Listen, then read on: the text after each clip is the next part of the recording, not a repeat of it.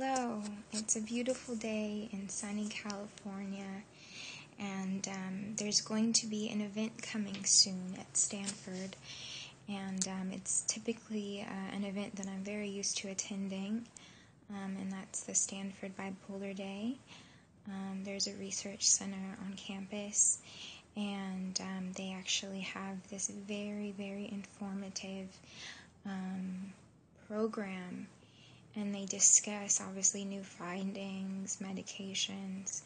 The last one that I went to was actually about creativity and manic depression, which, of course, was of interest to me.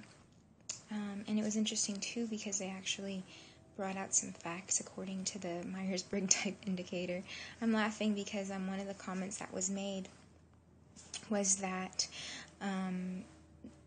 Stanford contacted them and said, we really want to figure out what this EI dichotomy is about with bipolar people. We suspect that when people are obviously manic, that they're going to be more extroverted, and when they're more depressive, that they're going to be more introverted. And Myers-Briggs, the type indicator, I should say, the corporation representing the indicator, was like, we don't want to be associated with anything involving mental illness, which of course is going to be something that I'm going to definitely mention in this video, which is mental health stigmas. But before that, let me say that I was diagnosed when I was 19, and I had absolutely no clue what it was. I know that I had heard a Katy Perry song, which said, "Somebody call the doctor." And I definitely didn't want to be associated with a Katy Perry song. Of course, now, and I am 19, 23 now. 4 years later, it's very obvious to me that that guy probably had some commitment issues, and that bipolar disorder, of course, is a lot more complex than a pop song. So I want to say that it was very difficult for me to admit that that was something that I have. You can look at my bipolar face video about that.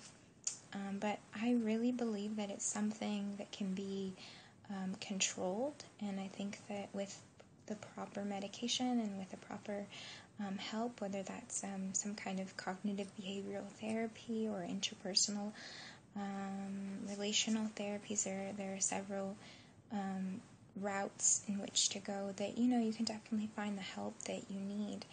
And I know when I was first diagnosed, I'm like, oh my god, I have this chronic illness. What does this mean about who I am? Who's going to love me? Am I going to be able to have kids? All of these huge questions. And I can say that 4 years later, even though it's taken time and it's been a transition, I've definitely had to mourn and process things that I was able to do that I can't do now. But for the most part, I am living a full and beautiful and wonderful life that I'm really enjoying. Several interests, love to boat, love to horseback ride, love to hang with friends, write, of course. And I have to say that I'm working now. I'm doing work that I love and enjoy. Relationships, been there, done that. So I believe that a lot of the stigmas create this mental image in your head, which is of this person who's looking all crazy and disheveled and talks to themselves. And the sad thing about that, there are several things about mental health stigmas, but one of the saddest parts about mental health stigmas is the people who need help don't get it because they don't fit that description. And I certainly don't fit that description. So I think that's important, that people feel the freedom to express and to say, hey, there's something going on with me. I don't feel like this is quite right. And just as a family member, being supportive of that is so important. So yeah, this video is mostly just talking about stigmas, and hopefully at some point, I don't think we'll ever be able to completely erase stigma from a person's mind. But just statistically speaking, the mentally ill are about 1% of all of the homicidal people who commit heinous crimes. It's 5 times more likely that someone with a mental illness will actually hurt themselves and hurt someone else. So we have all of these words going around, like psychotic and and crazy and loopy, and I think that idea is contagious and scary. And so to anyone who is possibly thinking that it could very well be something that they have, check it out.